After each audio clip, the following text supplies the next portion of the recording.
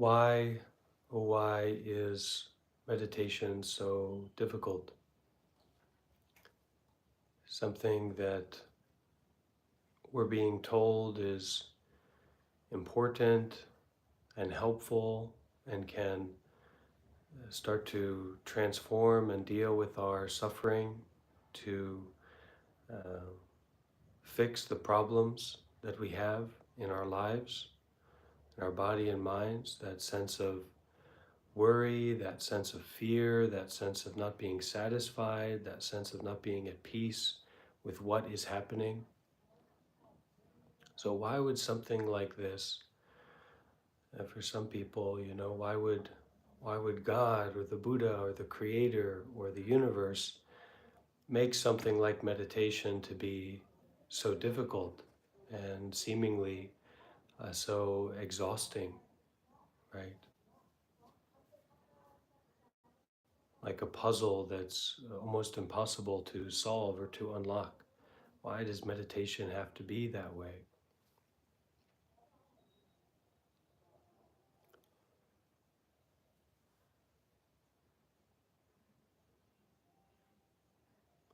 Really, it comes down to the I. I notice that in myself, many of my thoughts are connected to this I. I don't like that, or I feel like this, or why am I doing this, or why am I doing that? It seems to always, the mind, be coming back to this I narrative, this I identification. And sometimes I find myself kind of, it's not that I feel like I'm in complete pain, it's not that I feel like my life is falling apart, but the I in me is looking for something. The I in me is looking for some experience. It's almost like deep down there's an aspect of myself, there's an aspect of this I that is a addict, almost like a drug addict or a heroin addict, looking for some kind of fix, some kind of pleasure, some kind of experience to fix or to solve or to remedy what I am not willing or able to be with at this moment.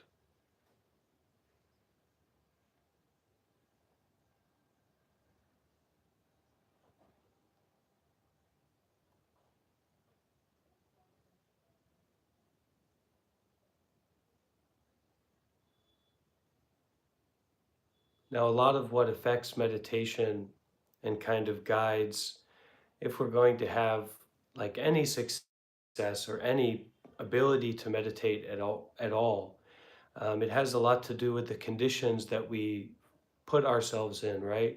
The kind of actions that we do, the kind of direction that we go in life, the kind of people that we put ourselves around. Like if you're spending every night at the bar, it's it's not going to be very easy to practice meditation, right? It's going to be basically impossible.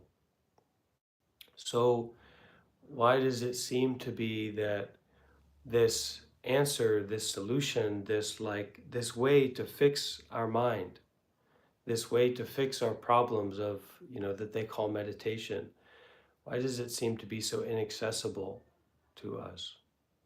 What is it about that?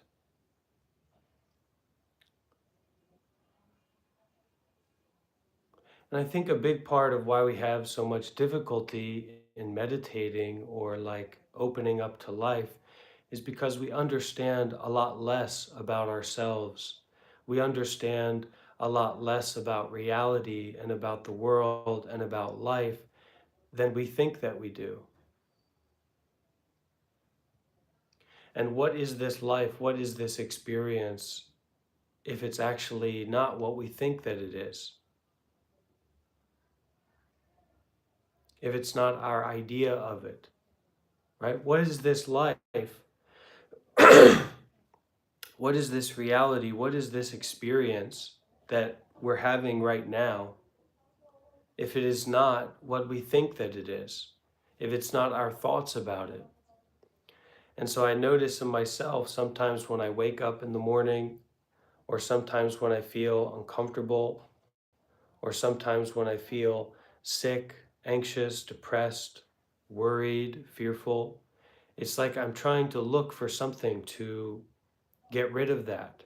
I'm looking for something to cover up what I'm experiencing, to avoid what I'm experiencing.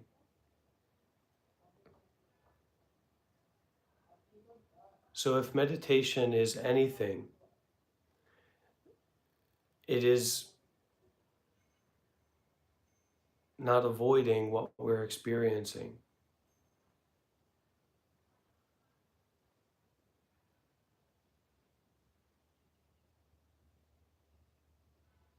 It's not based in thought, not based in thinking, not based in ideas that we have about ourselves or ideas that we have about the world. And in some way, that's a little bit self explanatory or kind of clear as day that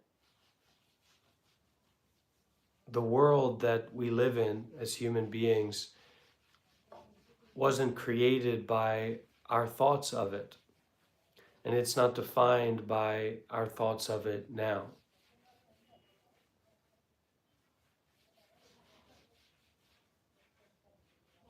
So then what is this world?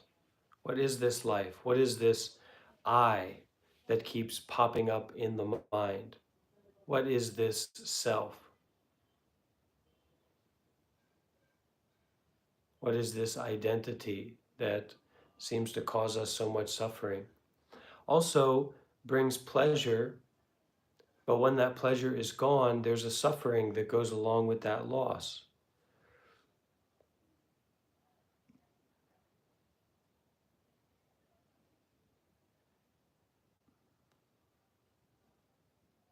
Meditation is kind of like learning how to ask deep questions, big questions, without seeking for an answer,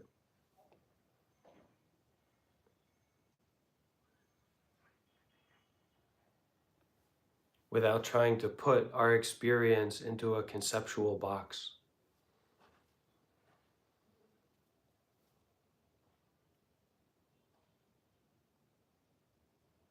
I think it takes a lot of bravery to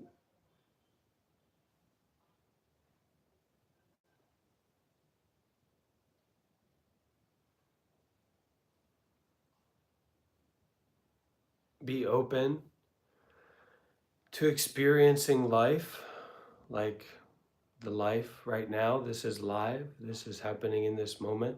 It takes a lot of bravery to experience life when it's not a story.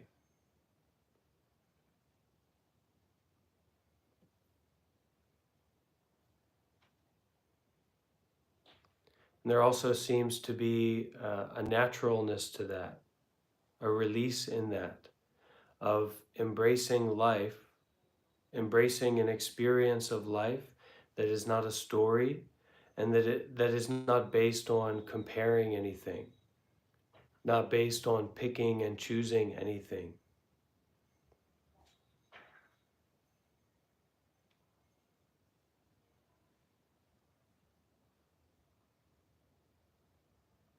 But there's this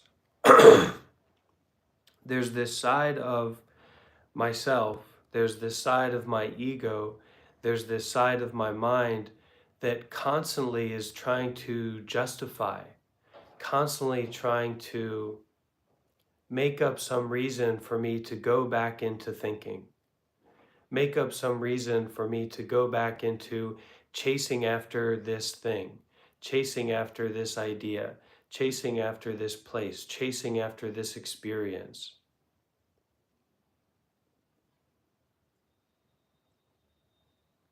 So meditation is how we open up to, you know, being free from thoughts.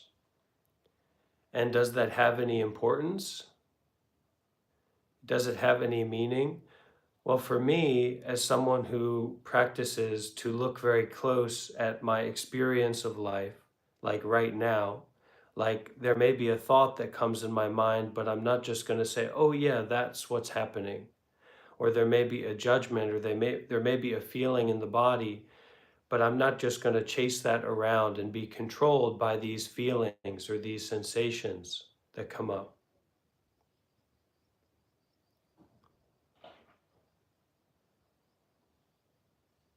So right now, if not using thoughts, if not using stories, if not using words and phrases, what is this life right now?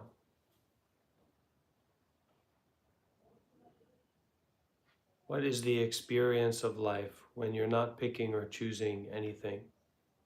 When you're not making decisions? When you're not controlling? When you're not judging?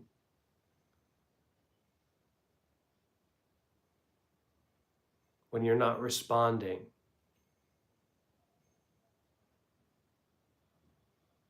Well, there's a kind of open stillness that I notice. An openness to the stillness that is already there in motion. Kind of like the openness to the truth of nature.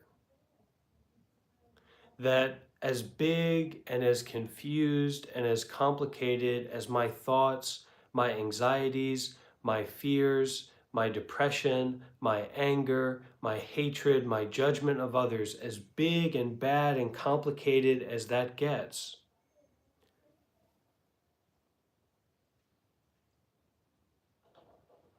there's a truth that nature is expressing.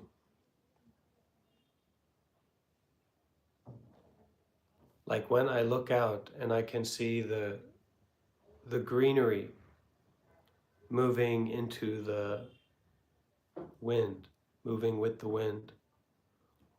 And a lot of people say, this isn't important, or this is a meme, or this is something that, like, I'm not going to take seriously. But I'm not telling you to take this seriously. I'm not telling you to take me seriously. I'm not saying, I'm not trying to say for you to believe what I'm saying right now. It's more like an inviting to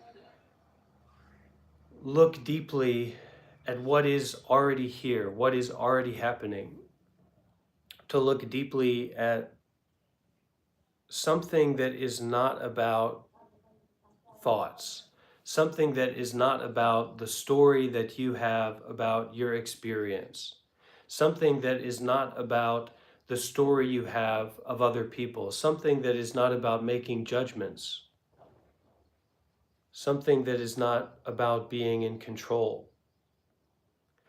And I guess there's like a story, or there's this narrative, or there's this belief system in our society or in our culture, which is kind of forced onto us, that says only by being in control will you be happy. Only by getting what you want will you be at peace. Only by avoiding what you don't want will you be able to experience life.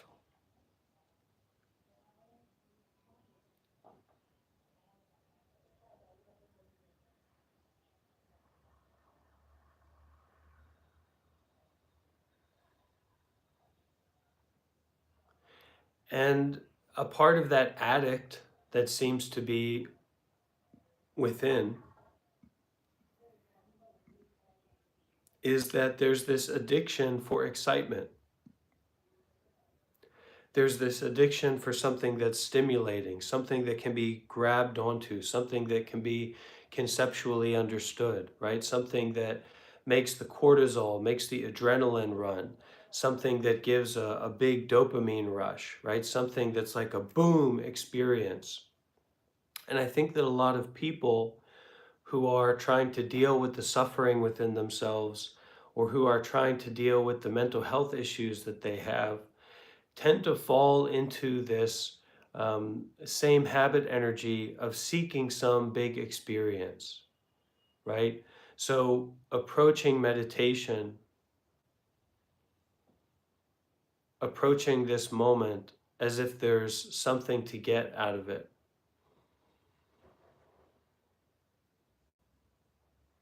as if there's somewhere to go from here,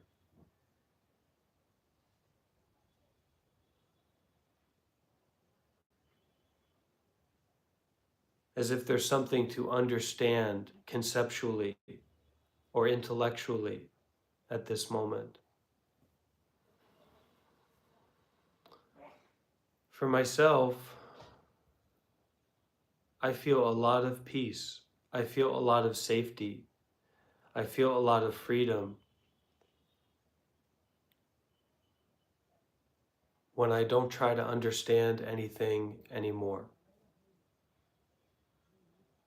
When I stop trying to figure out the puzzle of my mind. When I stop trying to figure out the puzzle of the world, the puzzle of other people. When I'm constantly stuck and constantly lost in this like figuring out, solving, controlling, understanding mindset, there's so much fear in that. There's so much worry in that. There's so much confusion in that. And most importantly, there's so much hesitancy and reluctancy that's pushed onto me that keeps me from action, that keeps me from practicing meditation, that keeps me from going for a walk, that keeps me from stopping to believe in this constant stream of thoughts, and keeps me from opening up to how much space there is already and naturally without me having to do yoga, without me having to do some special spiritual practice or find a psychic teacher or healer or something.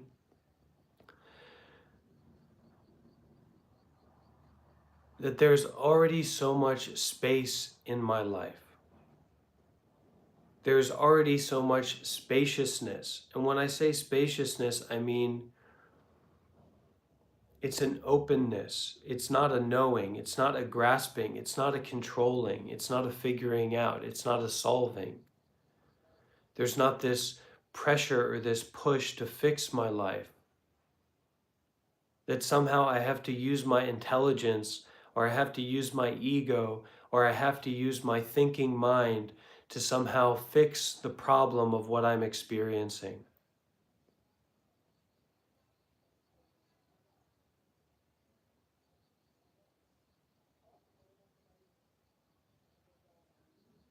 I feel right now that the idea that there's a problem to fix, the idea that there's someone for me to control myself, to make myself feel better, to make other people feel a certain way, is not really helpful for me. And that doesn't mean that I just spiral into addiction and watching YouTube videos and watching TikToks and trying my best to distract myself.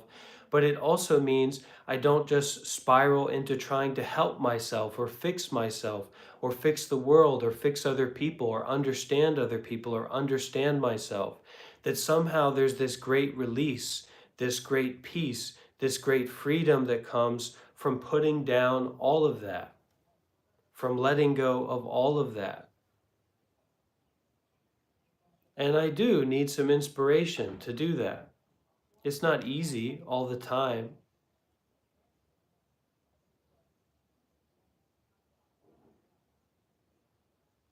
And then in this feeling or in this moment of noticing just a small sense of peace, just a small sense of awareness, just a small sense of freedom from the complicated story of who I am and what my life is and who I want to be and how I want everything to go. That just in this single moment, this little sense, this little feeling of space, this little feeling of openness, that I don't need to seek anything anymore.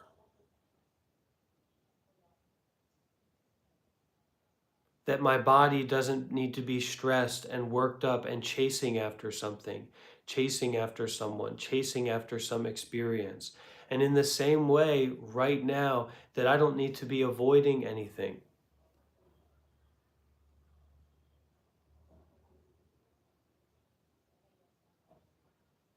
For me, this is what meditation is.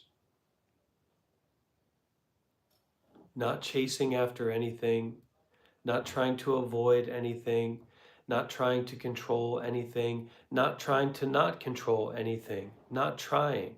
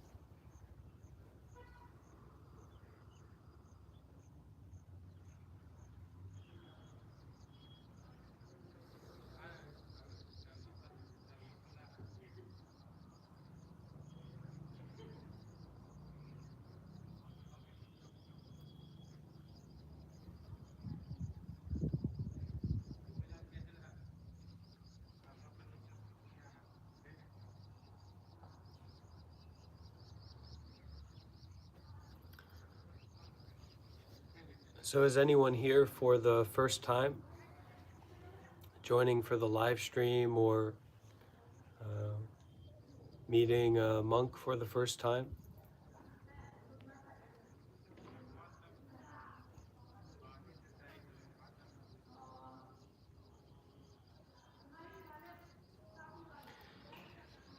For me, there seems to be a sense when I really stop chasing after getting something,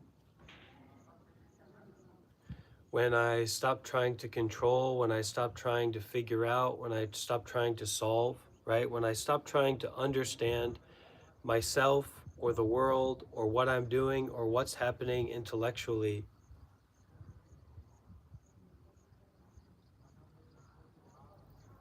there's this new perspective that opens up.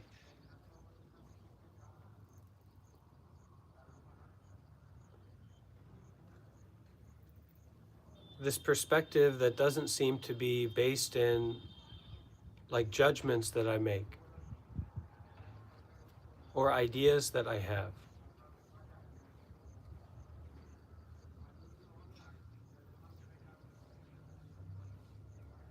And I think the meditation is so difficult, that meditation mind, I'm not just talking about like sitting cross-legged and being sitting in the fire and super focusing and meditating, but this openness to what is happening without judgment and without control, right?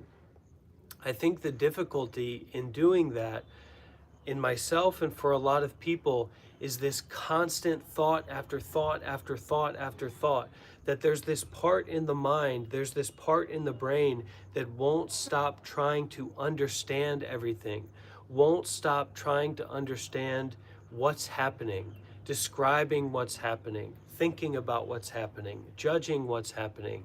And that meditation mind is not really about understanding anything. It's not about thinking about anything. So I guess, who are you? Or who would you be? Or what would your experience of life be if your life wasn't about, and if your experience wasn't about thinking about something?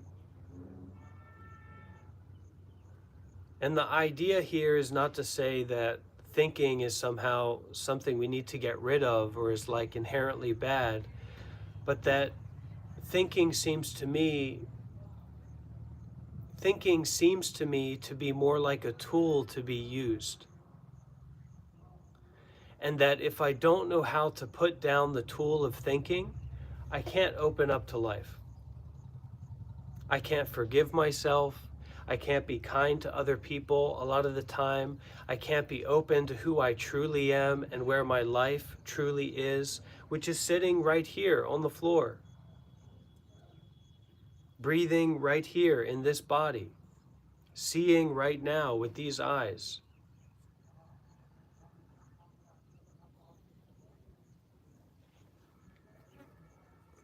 And I also find that when I can't stop thinking, when I can't stop this, or like be open to not identifying with thinking, then I'm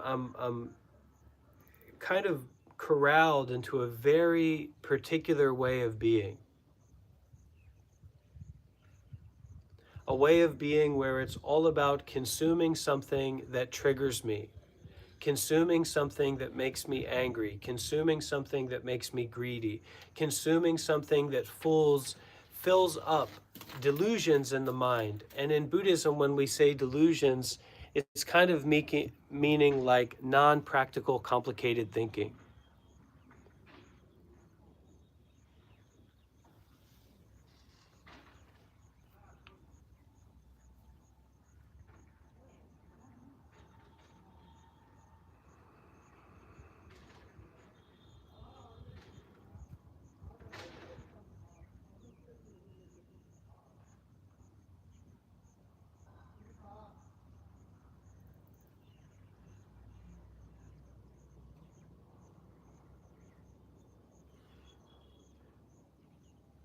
For me, this is a really big moment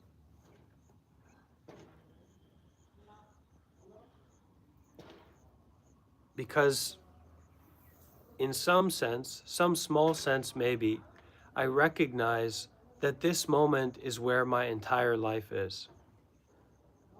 That my life doesn't exist out there in the past. My life doesn't exist out there in the future. My life doesn't exist as a story or as thoughts that come up in the mind. That my life and my experience of life is a lot bigger than that, a lot wider than that.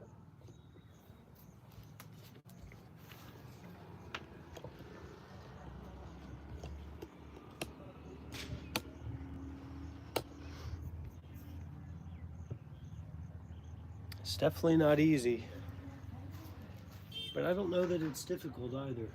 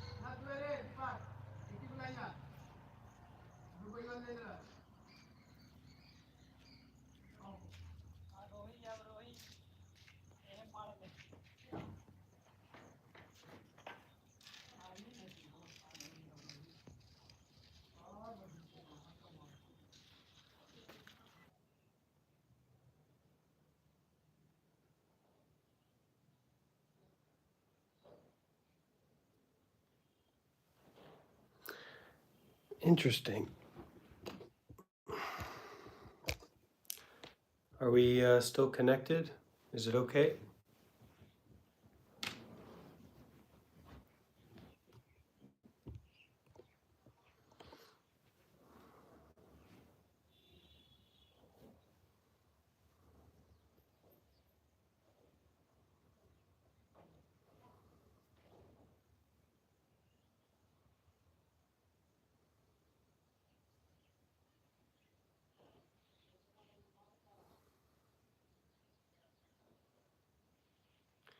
Yeah, I guess the world that I want to live in and the world that I want to be a part of is a fundamentally compassionate, contemplative, wise, generous world. And I realized that the world that I'm actually living in is the world of my own mind. And that the fundamental work that I need to do, which is, you can say this is why I became a monk, but it's more like this is why I stay to be a monk. The fundamental work that I need to do is to change the world within my own mind. And that's not about punishing mistakes, and it's not about overly rewarding successes. It's actually about me being compassionate to myself, being kind to myself, being forgiving to myself, being gentle with myself, being open to myself so that I can begin to understand myself in a way that's not just about judgment, that's not just about this mentality of good and evil and right and wrong and this idea is bad, this idea is good, but actually to be aware of thoughts without being stuck on them, without being controlled by them.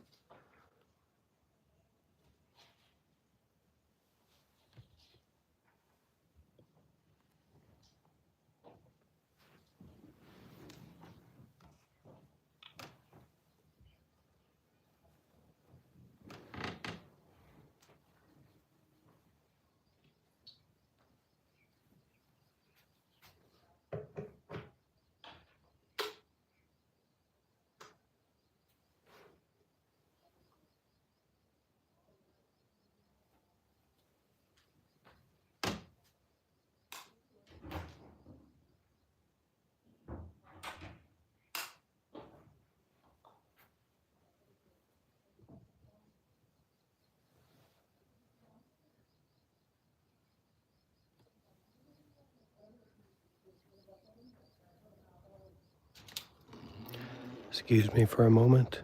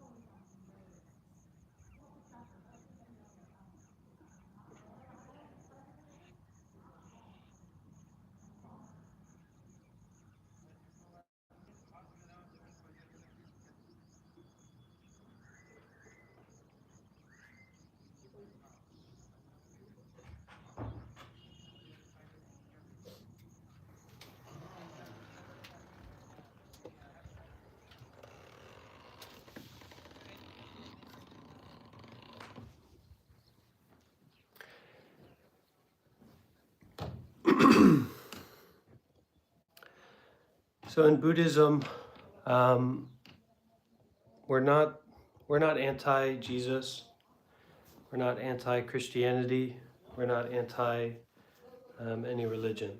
We're open to the teachings of anyone who is embodying and practicing kindness and compassion and the wisdom that comes from having a relationship with the aspect of life that's a lot bigger than just thinking about things.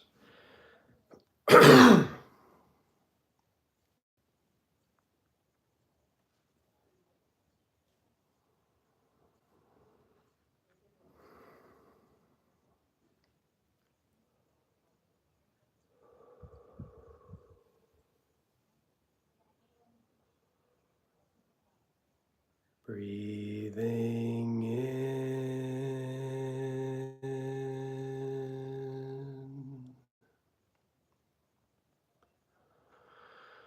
breathing out,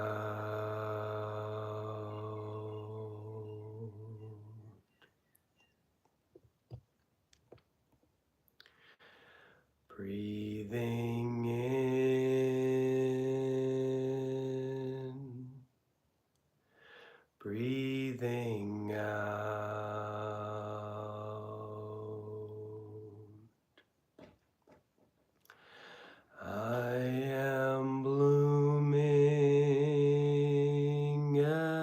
as a flower. I am fresh as the dew.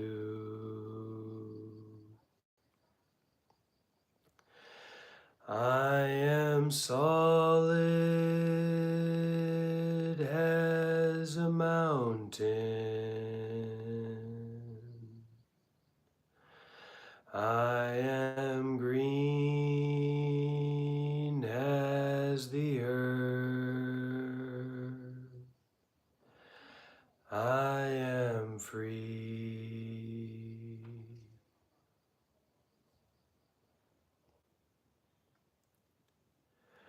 Breathing in,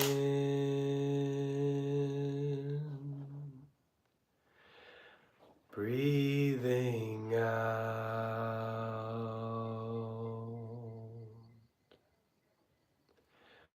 breathing in,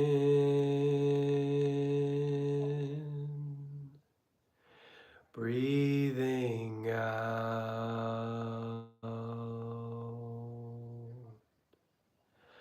I am water reflecting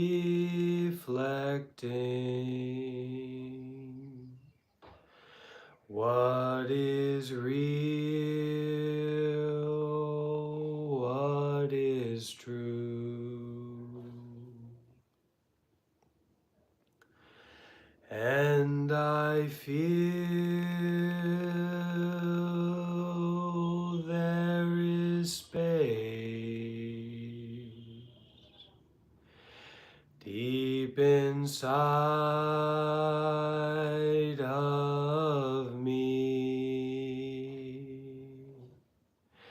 I am free, I am free, I am free.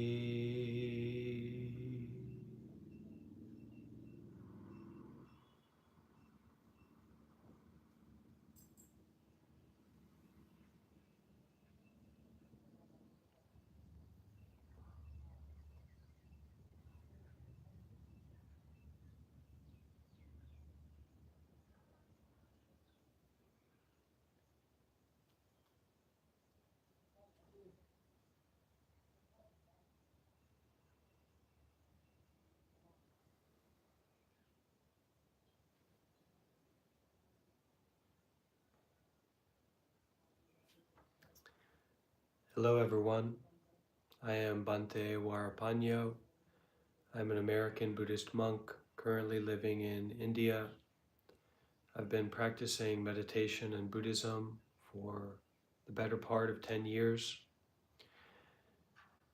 And I've been living as a monk full-time at Buddhist monasteries around the world since 2018. While there may be a lot of suffering and difficulty and confusion and complicated thoughts within your mind, I hope that my life, my practice, the content that I share here on YouTube can give you a window into the life of a practitioner dealing with suffering, transforming it into peacefulness, into happiness, into freedom. The teachings in Buddhism are not so much a religion as they are a system of education to guide people on how to disidentify with thoughts, to kind of see that thoughts are something that happen, but thoughts are not who you truly are.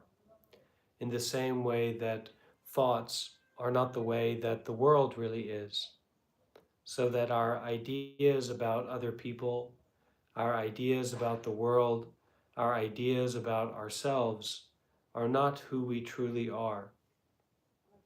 Even though I have a lot of experience in meditation, and I've met with many meditation masters around the world and attended intensive meditation retreats over the past 10 years, I feel more benefit in asking deep and meaningful questions rather than in giving the answers.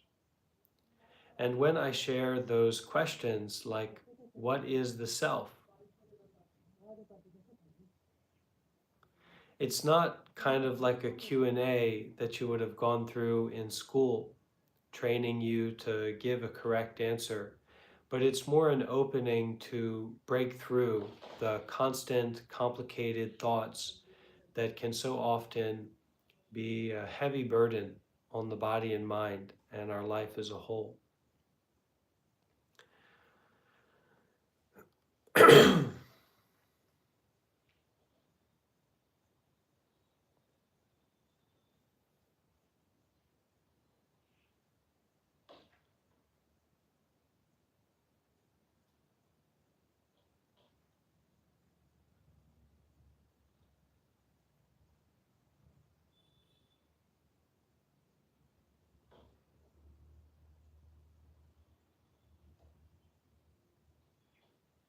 Does anyone have any questions so far?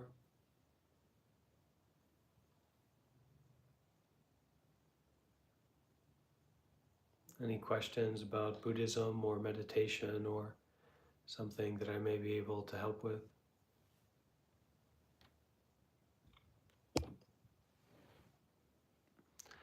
I don't live in Nepal, but I was there recently. I was in Kathmandu, and Kathmandu is a very beautiful, beautiful place to be. If anyone's thinking of traveling sometime, uh, to a spiritual place, Kathmandu, Nepal is very nice.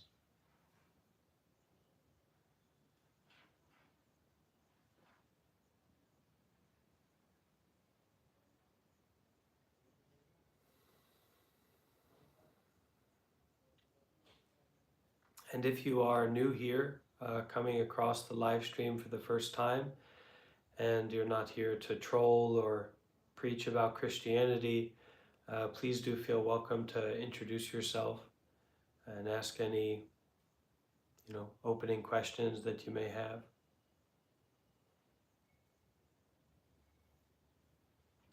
In Buddhism, we have both male and female monks since the time of the Buddha. So that was a very revolutionary act in the Buddhist tradition in the time of ancient India to allow women to become fully fledged monks, and that does continue to this day. So that hundreds of thousands of female monks out there, I'm sure.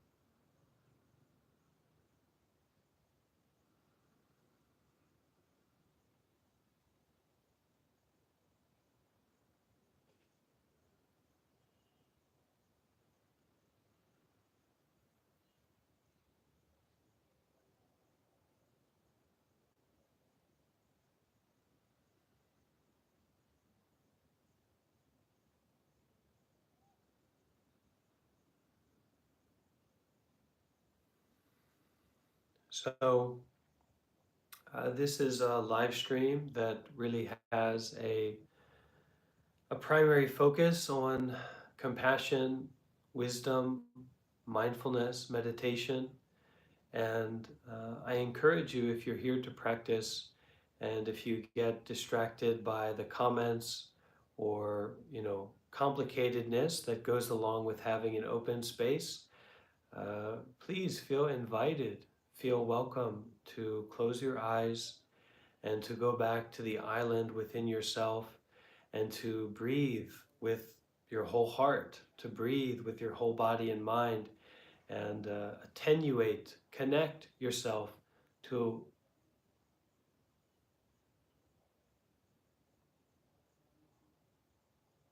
having no words.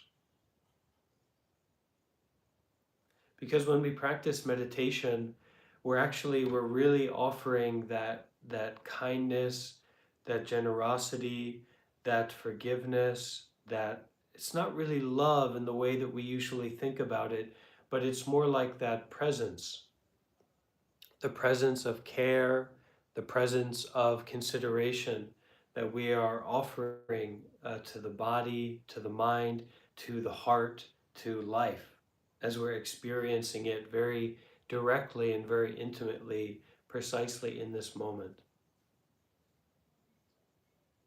So don't be shy to close your eyes and take a few deep and meaningful breaths.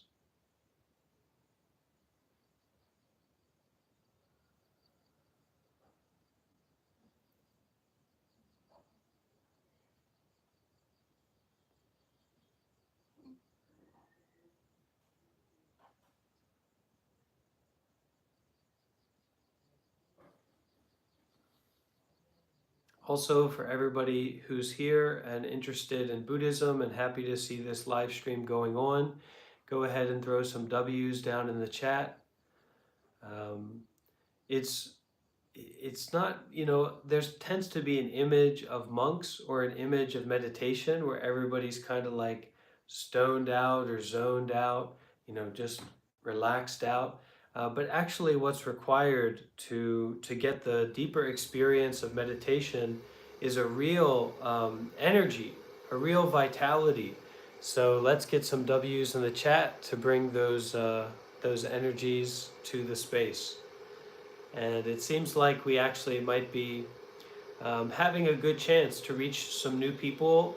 Maybe the YouTube algorithm is shining on us today, but I see a lot of people joining in. So let's get some W's in the chat and bring some happiness to our face, to our heart, to our mind, to our body right now.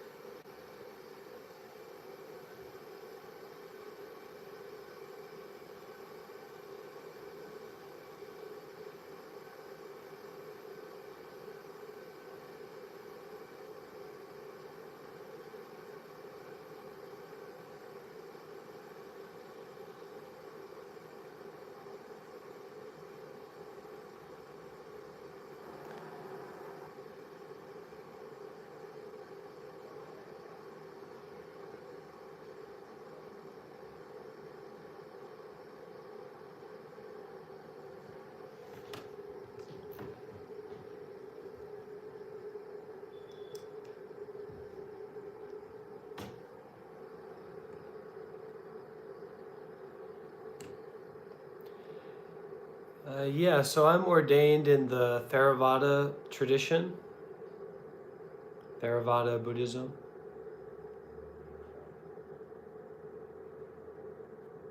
Okay, W's in the chat, everybody. W's for Buddha, W's for Jesus,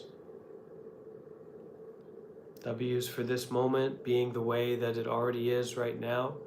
Sense of gratitude just for even if life is completely horrible, even if life is completely a mess right now, that sense of gratitude for life itself can be very powerful.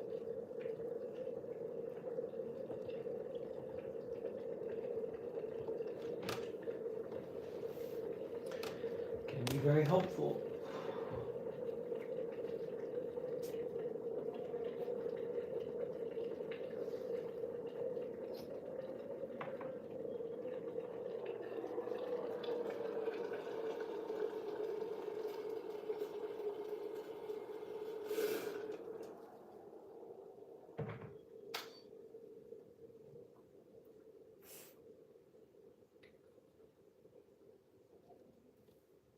Hello, hello.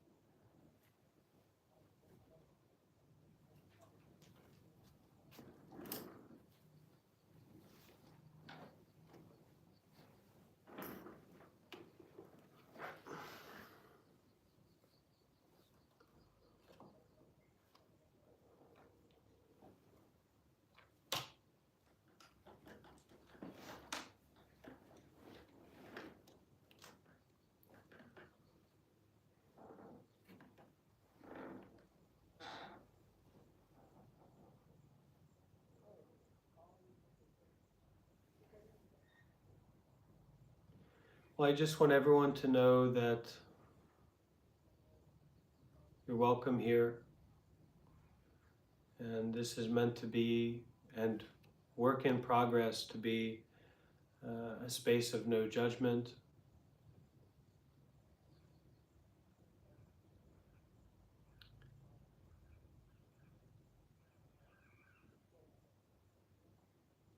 and a space of a kind of wide open unknowingness.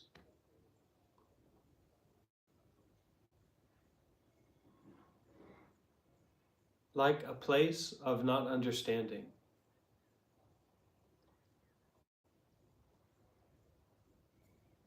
like a place of not controlling.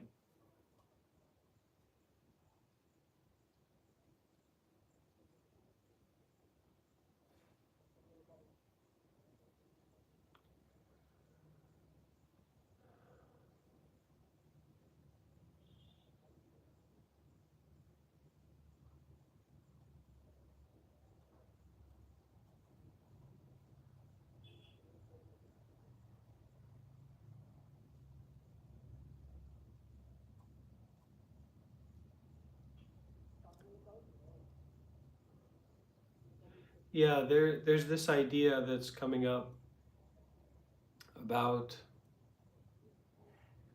like for me as a monk, I live in robes, I live at the monastery, I live with other monks, I have a teacher,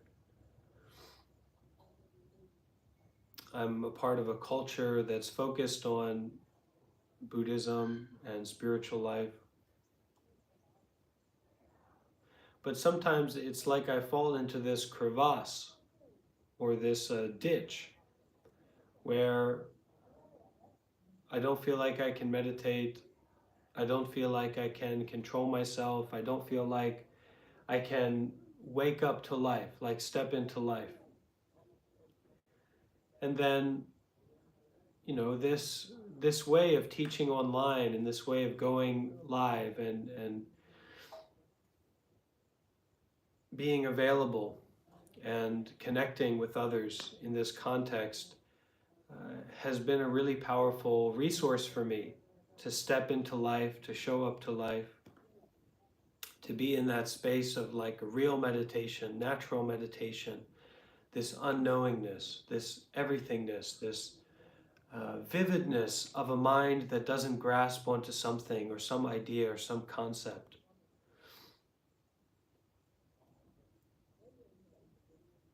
So, as some of you may know, I'll be going into a personal retreat for 3 months in about a week. So, I'll be offline. I won't be teaching during that time.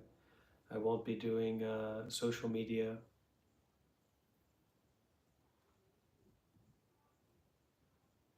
And so, I was thinking, how can we bring that jumpstart to our own lives? And I have to find that out too, because I'll also have to bring that jumpstart to my own life during that retreat. But somehow, angel spirit, and this is the teaching, we're missing the point. This is our life. This is it. This is where the real meditation is, and always will be, and always has been.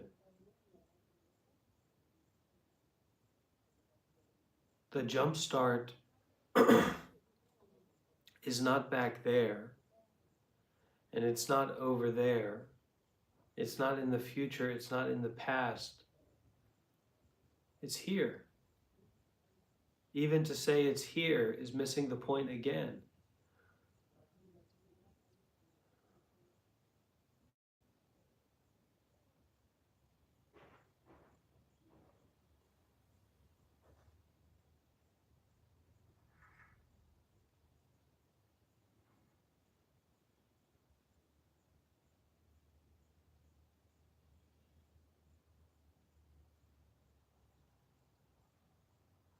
This is really it.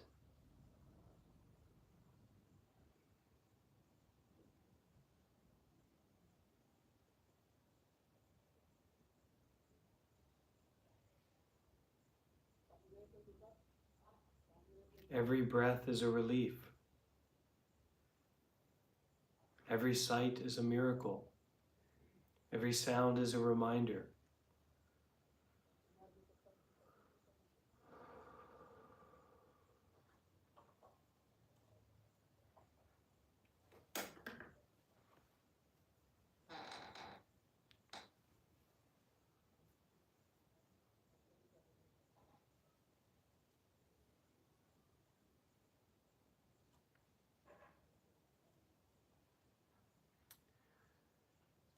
When Zen Master Jing of Mount Saikong was questioned by students, he would answer with verses. Here are 3 that are recorded. The 4 gross elements, earth, water, fire, air. The 4 gross elements have no owner, like flowing water. They meet the crooked and the straight without that or this. When minding neither purity nor pollution, how could blockage or free flow divide awareness? When coming in contact with the world of objects, just be like water. In the world without minding, what problem is there, one way or another? Seeing, hearing, awareness, knowledge, there is no obstruction.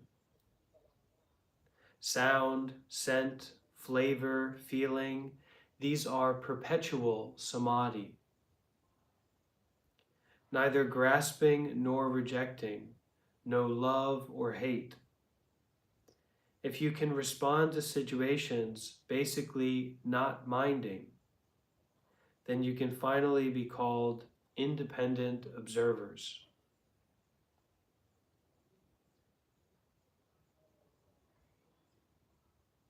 Only when you've seen the way do you practice the way. If you don't see, what do you practice? The emergence of the way is like space. What is there to cultivate in space? Those who practice the way by all kinds of contemplation are stirring fire, looking for foam. Just observe the manipulation of the puppets. When the strings are cut, it all stops at once. So allow it to all stop at once.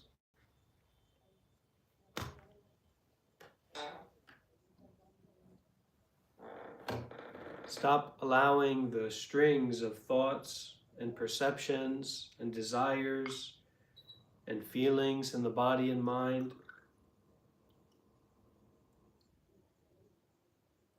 to keep you from cutting the strings.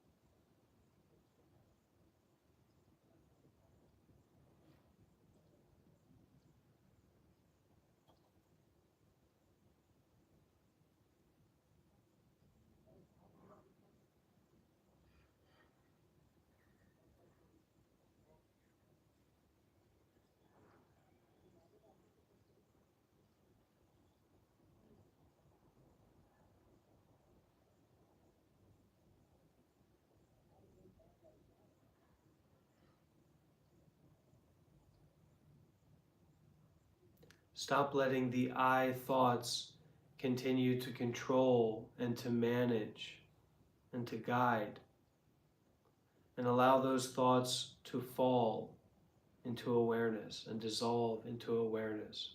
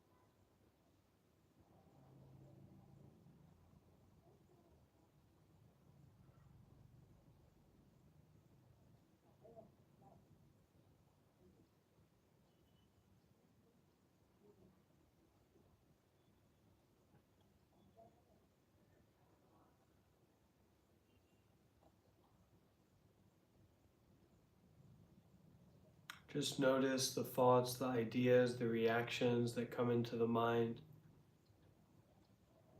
but don't believe in them. Don't chase them. Don't try to get rid of them. Don't try to control them. Return to awareness. Return to presence.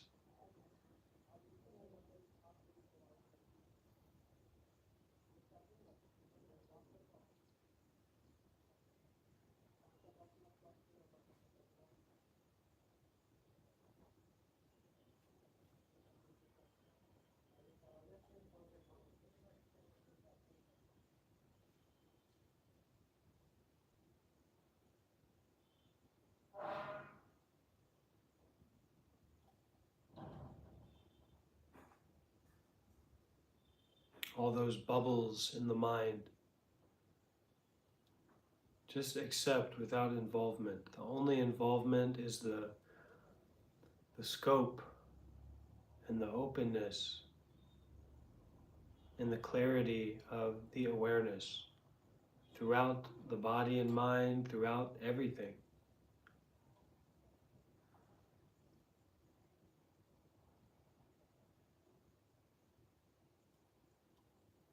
Whenever distraction arises, whenever involvement arises, return to the bright darkness of awareness.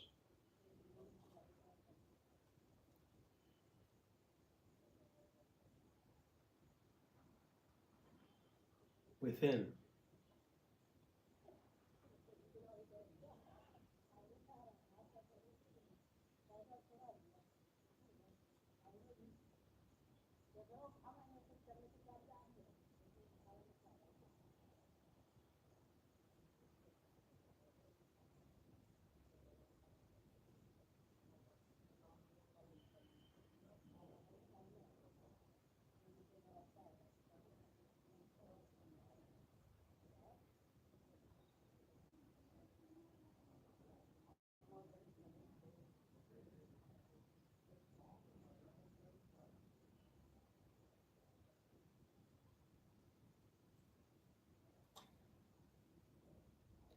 Now, when you approach a blockage, a difficulty point in the mind or in the body, brighten the awareness and embrace non-conceptually, without judgment, whatever is there. Widen out.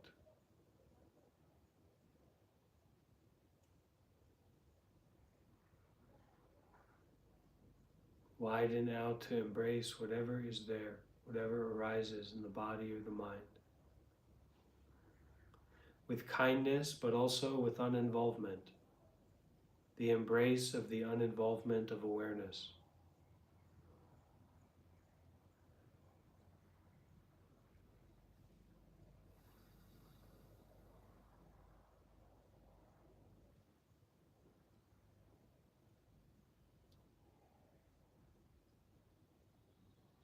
The non-identification of awareness.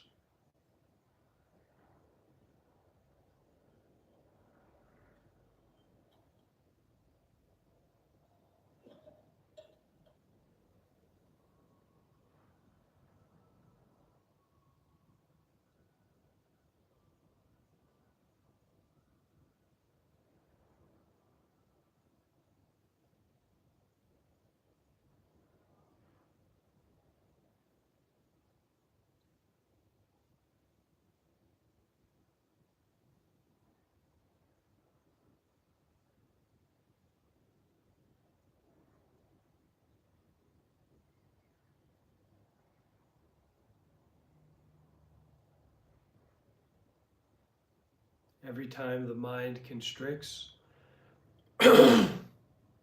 every time the attention fixates on something, some thought, some feeling in the body, step back from the stepping back, widen out, brighten out, all throughout body and mind, all throughout everything. just the unknowing of awareness.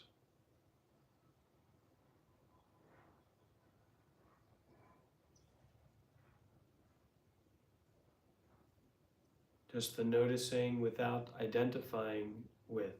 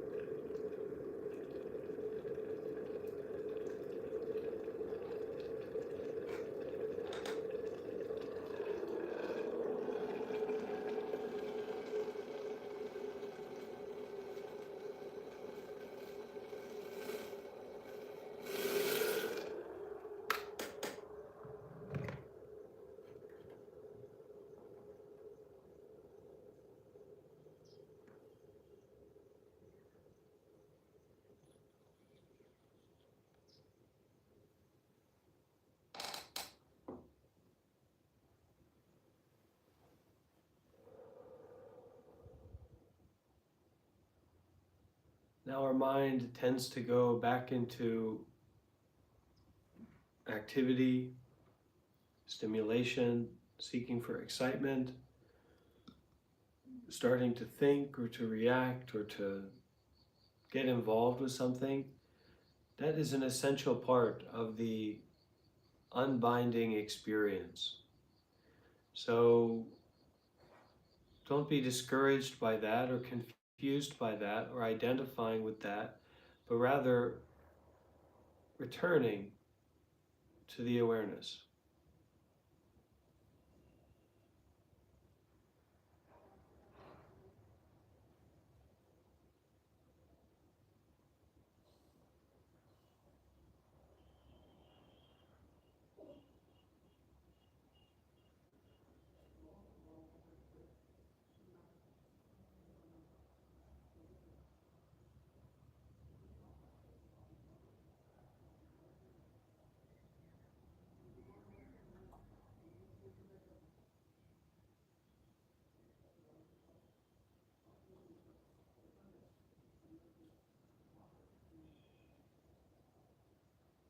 The mind can create many images, stories, ideas, judgments, but nothing that can be made up in the mind is more profound, more brilliant than the awareness of. So just come back to that witnessing, that observing, that awareness of whatever is happening.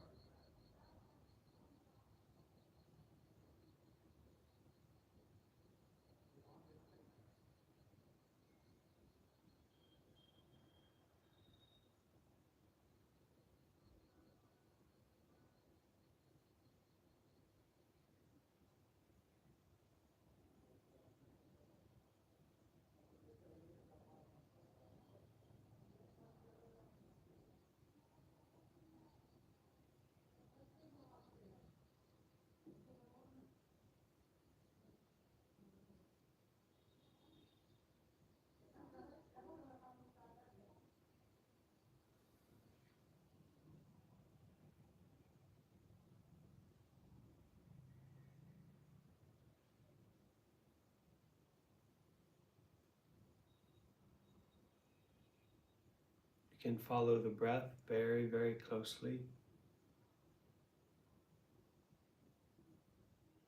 staying the body and mind connected to awareness.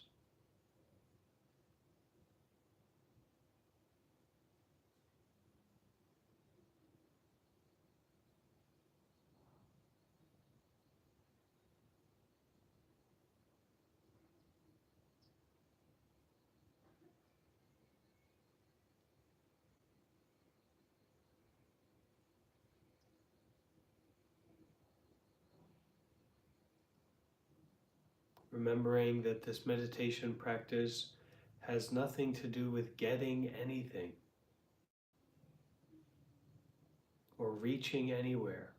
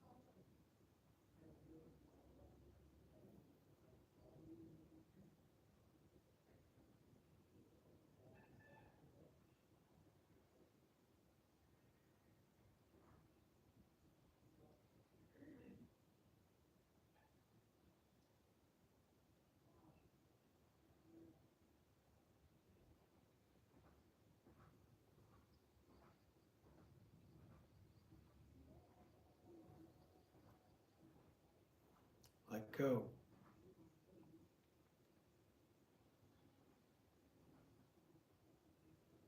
Let go into the clarity and the freedom and the peace of awareness.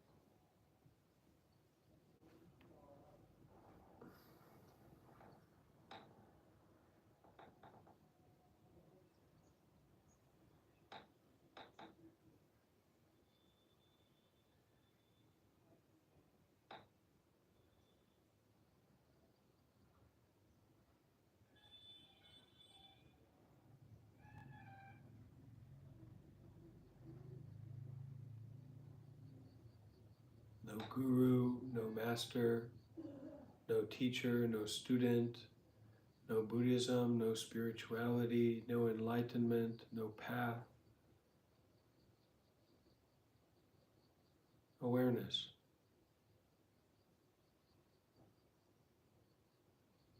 Letting go into awareness.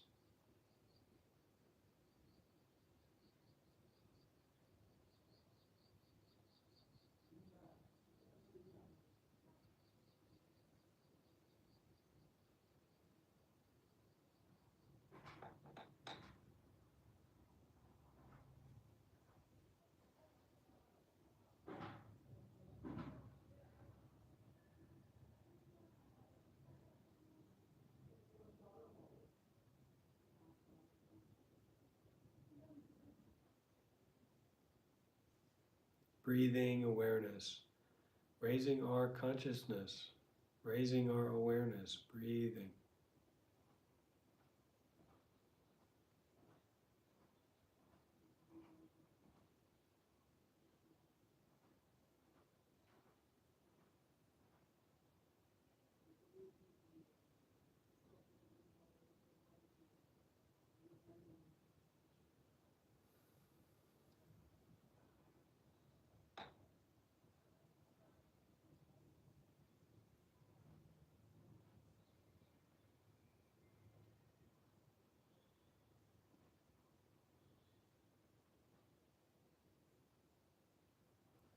All those problems, all those thoughts, those points of picking and choosing and identity, go through them with awareness, with presence.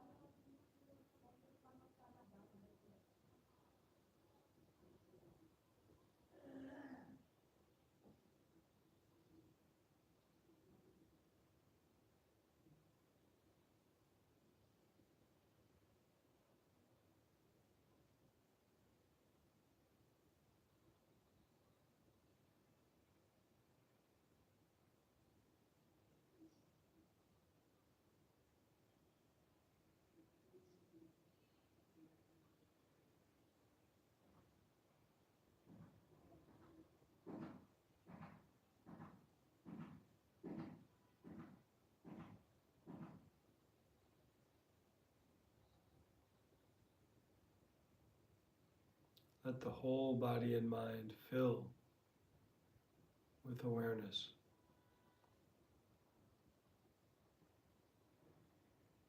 To overflow with awareness.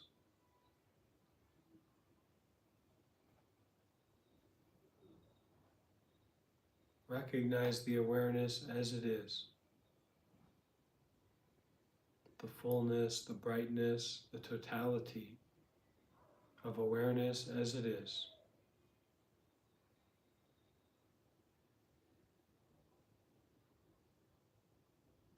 Show that overthinking, complicated, confused mind awareness as it is.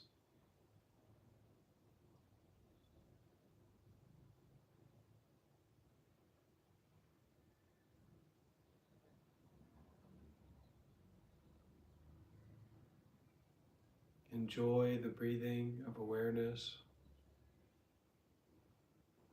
Enjoy the body of awareness.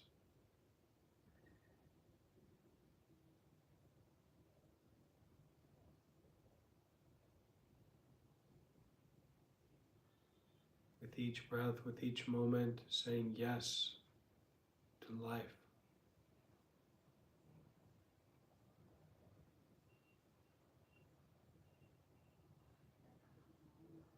saying yes to self-love.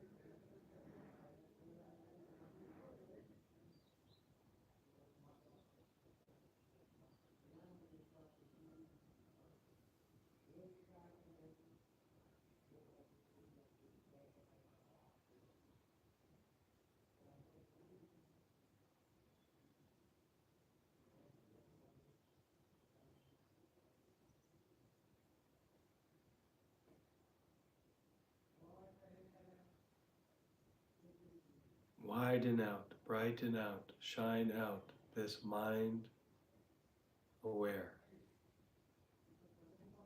Not about something, not about someone, not about some place, some time, some goal, some problem or some solution. Just aware. Just breathing awareness. Relaxing the whole body and mind. Not trying to do anything, not trying to go anywhere.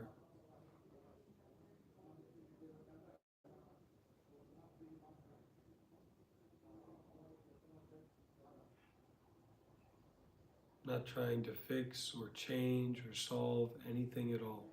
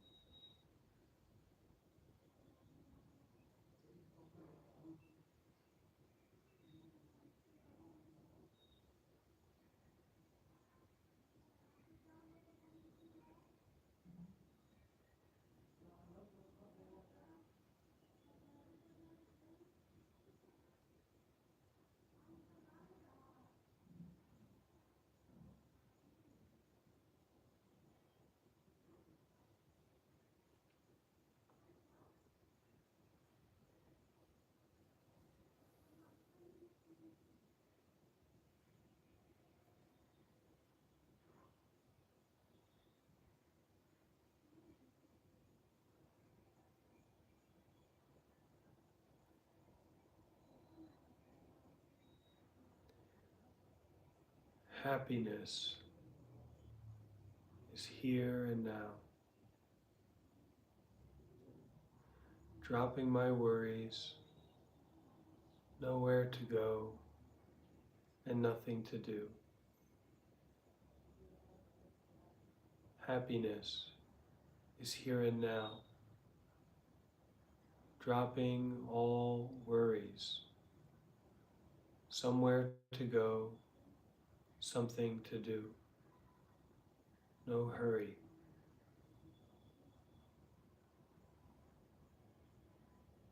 Breathing in, aware of the whole body and mind throughout everything.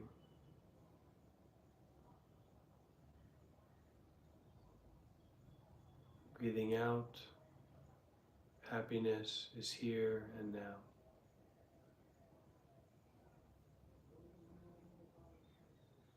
Breathing in, whole body and mind relaxed and aware.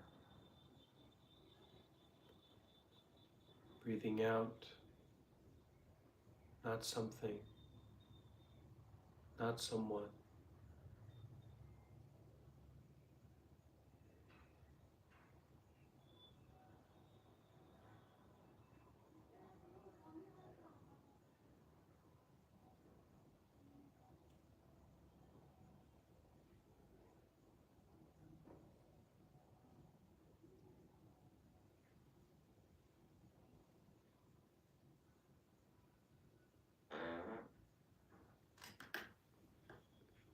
Okay, we can open our eyes if they're closed. Can take a moment to slowly massage your body, maybe walk around a little bit.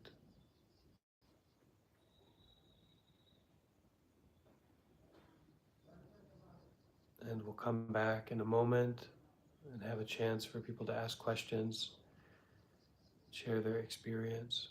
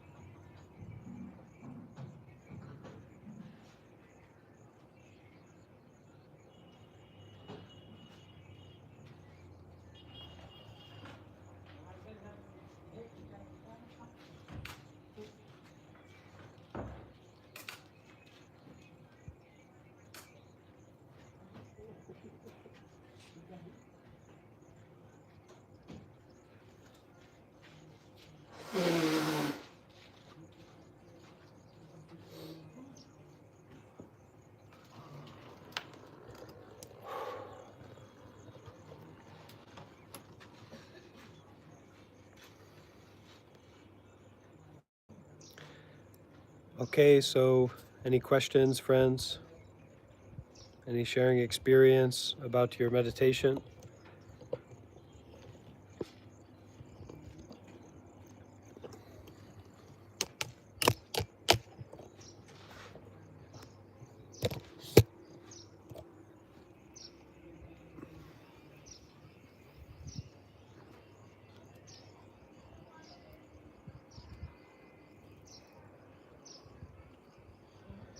And we can also bring this practice of awareness meditation to walking.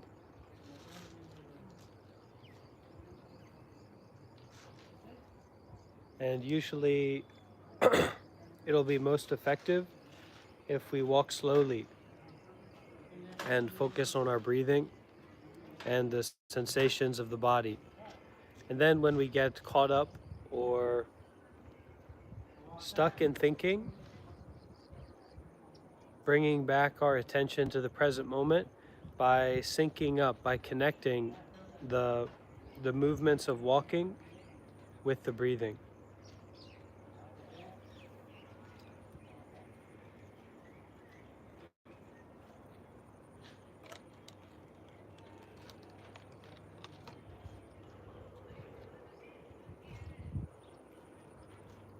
So falling asleep in meditation is not the worst thing in the world. It may just be that it would be useful for you to practice meditation more often. But actually what's very helpful to stay awake in meditation is a pain, kind of a not too serious pain. And then the way that we can do that is we can actually work into learning about the meditation postures, like sitting cross-legged, especially sitting in lotus or half lotus position, and hold up our body so our back is straight, our body is upright.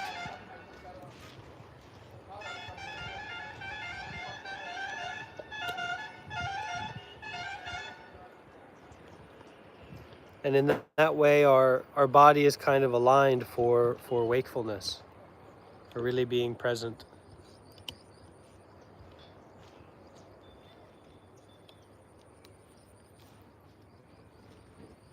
Life can be kind of an obstacle course. And if we don't have the tool of mindfulness, the tool of awareness, that obstacle course can be kind of a very extreme and heavy burden. And then while we're trying to access life and kind of get through the obstacle course of our life, we're completely overburdened by all of these extra things that we're attaching to and holding on to that are not actually necessary to hold on to, not useful to hold on to. So learning how to come back to the breath, learning how to come back to the movement of the body and sync up the movement of the body with the breathing when we're in a slow walking meditation is very powerful, very useful way to walk through life and to be in life in a much less burdened position, because there's going to be challenges in life no matter what. There's going to be problems in the world, problems in yourself, whatever you want to call it. And unless you know how to put those problems down, you're not going to be in a position to fix or solve those problems or to see through them.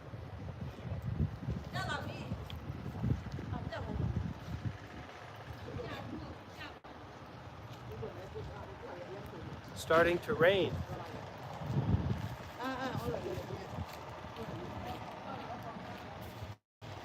Oh, not Seattle, just Uzinji. Okay, so it's starting to rain. That means we need to take the laundry inside because we don't have a dryer, we don't have a washer. We have to wash our robes with mindfulness, and we have to dry our robes with the light of the sun. So the light of mindfulness or the light of awareness is there for anyone to use and to open up to, but it's up to you if you actually open up to that or not.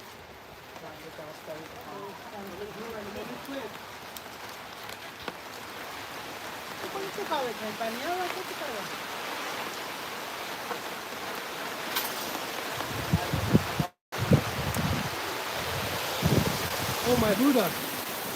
What?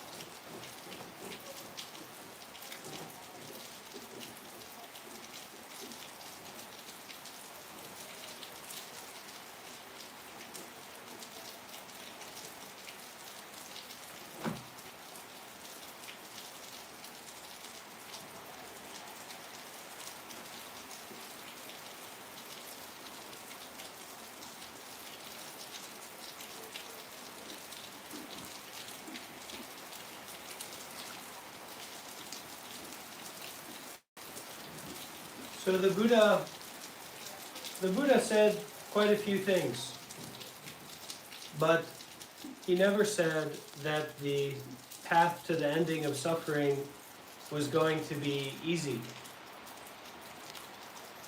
What he said was that in life there is so much suffering, that our life is kind of in so many ways characterized by suffering, by not being satisfied, by things not being ideal, right? Not having a perfect experience as much as we want it. And that suffering has a cause.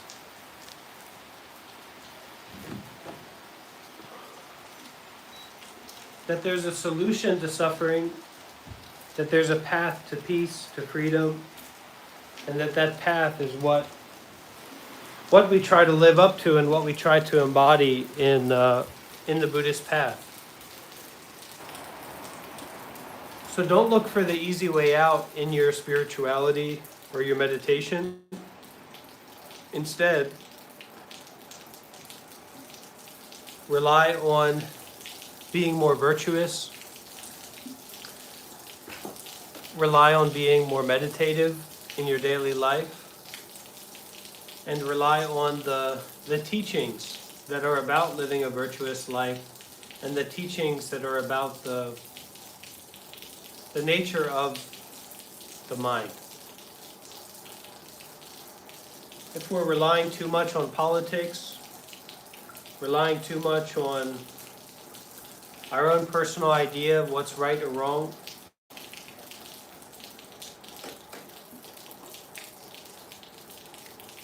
we're not going to make much progress.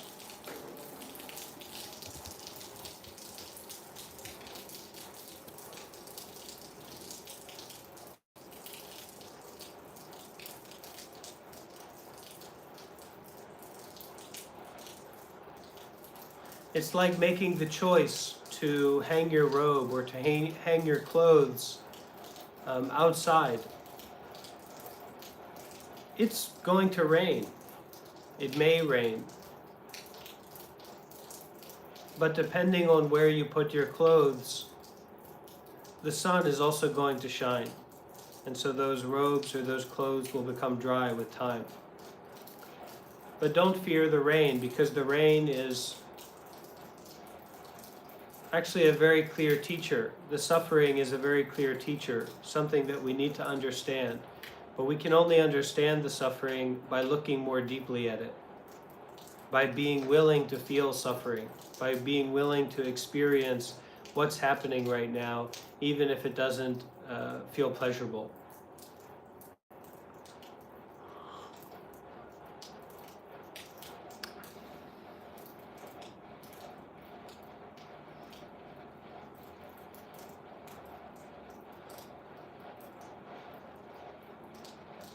Pleasure and pain can both be confusing. But when it comes to pleasure, we are easy to fall into this idea that we want more of that because it feels pleasurable. So we chase after that. When it comes to pain, when it comes to difficulty, we are easy to see that we don't want to feel that. And yet, we know that it's there.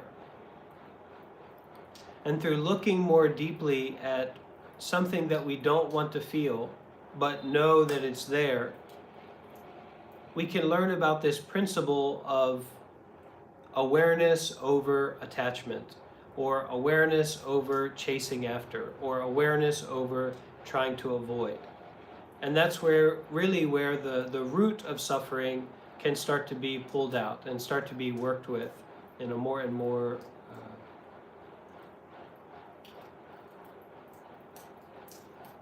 enlightening way.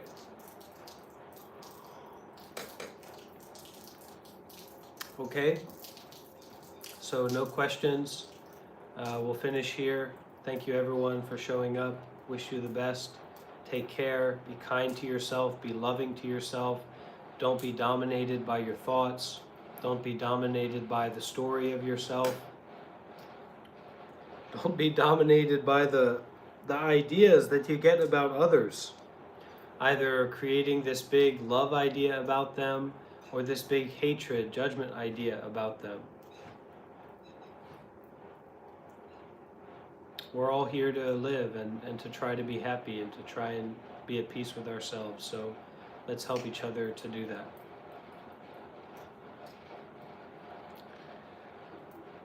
Sadhu,